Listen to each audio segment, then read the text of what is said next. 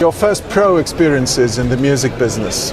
How do you remember that today? Oh, well, it's funny, man. I saw, I was 13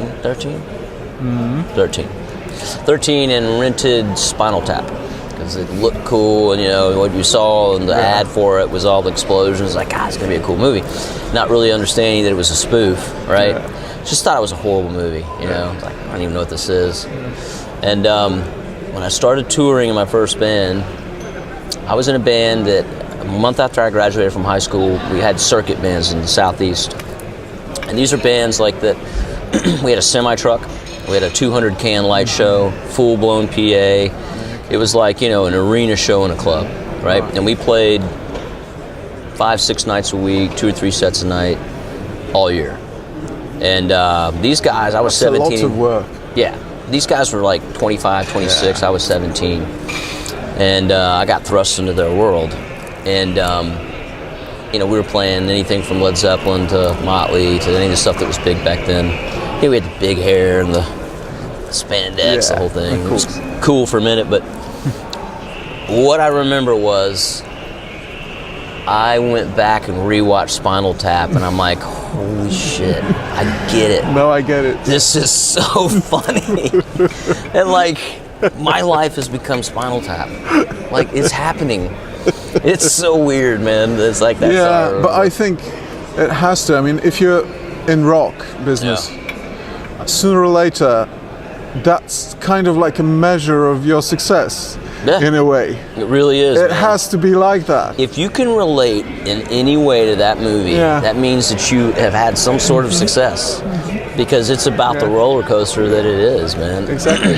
I mean, we still quote lines from that movie and a couple bands that I've been on weird tours, and I think there's a scene where they're standing in the lobby and they're talking to each other and talking about, you know, the singer who happened to be played by Paul Shortino, and he's in the all white outfit, and they're like, oh yeah, he sold out the Enormodome, and their tour manager comes up and he goes, I've got some bad news, and one of them goes, for a change, because there's been no good news. Some funny shit, man. Yeah, it's true. The funny thing though is that they all actually played their instruments. I mean, you know, Nigel Tufnell and all the other guys, they're musicians. I won't say that the songwriting's great, but yeah, but that's a matter of taste. That's really part of what makes it so good. Yeah, exactly. I mean, if that was really like ripping stuff, that wouldn't be so wouldn't funny. Translate. Yeah, exactly. You wouldn't know if that was real or not. Had to be slightly dorky, you know. Totally. Yeah. Totally. Right. Okay.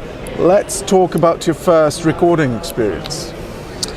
Okay, that's kind of like losing virginity in a way. That's tough, man, because, you know, I was 18 and it was a real recording with that same band. We did a record, and there's a guy who ended up being a very big producer, this guy named John Kurzweg. And this was kind of his first foray into producing a record, and he was actually a solo artist and had a record out on Atlantic that had a pretty big hit on it in the States. And he wanted to produce this record, so he came in, and he was all-around great musician, singer, guitar player, drummer, and that's when I really got drilled, man. I got drilled into playing less, into playing simpler, into playing less notes, into playing for the song. I mean, I remember that being very brutal. And, very hard. Yeah. And I mean, I became a much better drummer after that. But what I'll say is, and that would have been around what year? 1990. Okay. Yeah, I'm aging myself. And so within that same band, you know, even though I went through that process, I still was like, it's all about how choppy I am and all this crap, and not realizing that that's not playing for the song. So I had this weird experience. We were playing in Orlando, where I didn't live there at that point, at a big club there. It was a Friday night gig, going to be packed, and I went to the music store to get my snare fixed. And I was coming back to the hotel to change to get ready for the gig, and I had the snare in my hand. I had a pair of flip-flops on, and I was walking up the stairs. And I got to the top of one of the landings, and I tripped. And the snare was a free floater, so it wasn't light. Steel snare, goes up in the air. I land on the ground. The snare comes back down. Wham! right on my index finger. Okay. Which one was it? Right. It's this one. Yeah. I had to look at it. Right. And it broke my finger. I mean, literally snapped the bone in half. Right. I had to play that night. Yeah. And we weren't the kind of band that could just take the time off because we all lived off of that. So that night, and for the next 6 weeks, I played with a drumstick between my fingers with it duct taped to my hand. Yeah. In that, I had to play simple. And I noticed when I did that, there was a strange thing that happened. I started watching people in the crowd, and I started noticing there's a lot more people moving and tapping their foot now than I've ever seen. What's the difference? Yeah. And that was, weird shit happens, and you either you see it, you smell it, you take it as a message, or you ignore it. And I took it as a message. A slightly, less drastic version of the lesson that Rick Allen took, Exactly, man. And that's exactly what he's been saying, he had to start playing simpler. Yeah. And it was only for the better, for the band, Think about That's when things started really their happening. biggest record after that. Exactly. Although I'm a huge Def Leppard fan from High and Dry and Pyromania. Yeah. But you're right. And I think that on Hysteria, he had to play a lot simpler. And that's when they kind of crossed over into the masses. Exactly. That's the way Something it to be said works. for that, man. Okay, let's talk about the differences between the recording process then and now, right?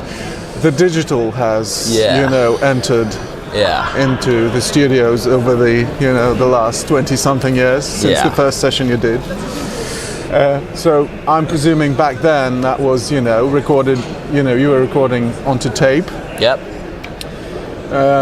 Probably some punch-ins if necessary, but you just had to be on it, right? You did, because if not, you got a guy back there that's slicing tape and he's got all this tape over his shoulders, and you're like, exactly. holy crap, man. Yeah. It was better, it was more time consuming or time conservative to get it right. You had to be able to play. Yeah, exactly. And I think that's why I went through the grind with that producer. By the way, that producer went on to produce all the Creed albums and Puddlema and all these bands that were big in the States, So he was no dummy. Yeah. And in hindsight, I ended up 10 years later going back and working with him again. It was a completely different experience. It was amazing. Yeah. Mutual respect. Exactly. But man, you got to get it right. And now in the digital age, you can quantize move whatever. so much stuff around. And so what's your kind of like view on the digital technology and what it offers and things like that? I think that in rock, that we've come to a place where people want to hear the nuances. They want to hear a rock band. They want to hear like a live thing. Yeah. Even if recorded separately, still, Which I've always done that. It's never been a time when I've recorded everything live with the band. It's always been separate. And a lot of that's because you do want the separation, you want the clarity. But I think also, but I'm embracing all of it, man. And I think that to me, it's really more about what's gonna, back to the simplicity of things, what's gonna move people the most? What's gonna turn people onto your music the most? What's the best way to get this across to people? And then, you take that in a live format, and then of course you gotta be able to deliver the goods. But I also think that you've got to be able to embrace the technology but not abuse it. I think. Yeah. Do you agree with the guys that say that the technology now takes away from the feel of the music? I've heard it. You can hear it. And done wrong, it absolutely does. It makes it very stale. You can always tell. There's two things that I think you can't really get away with it on: drums and vocals. And you can tell when a vocal track's been auto-tuned and doctored. I can hear it from a mile away. And it's not ear candy to me. Just like a drummer that doesn't move around the click a little bit, it's not ear candy to me. Sure. Certain bands have embraced it, and it's awesome, and it's part of their sound, like Fear Factory. They were one of the first bands that just really nailed it, and it was so Meshuggah bands like that. Meshuggah, man, but I'm not quite sure how much they're using that. Those guys are just freaks. True. Thomas, man, whoa. Yeah. Guy's amazing. I love that guy. Yeah, that's true. Would you actually like to finally make an album recording, you know, all together live in the same room with the band? Sure. I have I guess I'm getting older. I'm going to have to get on this if I'm going to do it. But I have aspirations of doing like a stoner rock band, a heavy stoner rock band, like Down. Because I play some guitar, and the guitar player in Evanescence, Troy McLaughlin, great blues, heavy guitar player. And we've got another buddy of ours in Nashville, this guy Tony, who is a killer Les Paul slinging guitar player and singer. We're like, man, let's just get together in a room, just take 2 weeks, let's write an EP and record it live in the spot. You know, let's just do it. And bring in the riffs, bring in the best, coolest, heaviest southern riffs. No tracks, pre-produced, nothing like that. Go in, man. Sets out the cool, heavy fucking groove riffs and just knock it out, man. I don't know, why not? You know? Just do it, man. Fucking A.